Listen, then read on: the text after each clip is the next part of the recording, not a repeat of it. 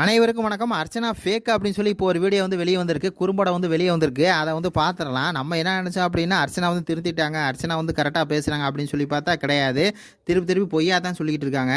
இப்போ வந்து பார்த்தீங்கன்னா 75ஆம் நாள் செலிப்ரேஷனில் வந்து பிக் பாஸை பற்றி சொல்லுங்கள் அப்படின்னோடனே, இந்த மாதிரி பிக் பாஸ் வந்து நான் வெறித்தனமாக பார்க்குற பொண்ணு, ஆனால் நான் பிக் பாஸ் போகணும்னு நினச்சி கூட பார்த்தது கிடையாது. இந்த பிக் பாஸ் ஆஃபர் வந்து என்னை தேடி வந்துச்சு அப்படிங்கிற மாதிரி ஒரு உருட்டுனாங்க. இந்த பிக் பாஸ் கனவு வந்து என் பக்கெட் லிஸ்ட்லேயே கிடையாது. இந்த பிக் பாஸுங்கிறது இவங்களுக்கு வரணுங்கிற எண்ணமே கிடையாது அப்படி சொல்லி சொன்னாங்க.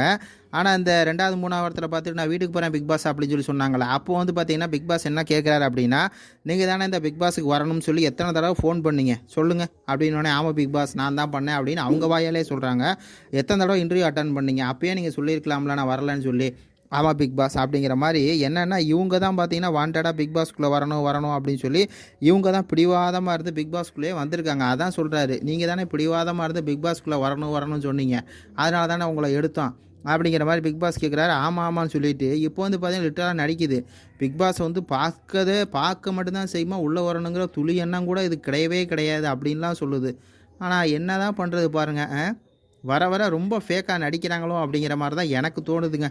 இது பற்றி உங்கள் கருத்துக்களை சொல்லுங்கள். நன்றி, வணக்கம்.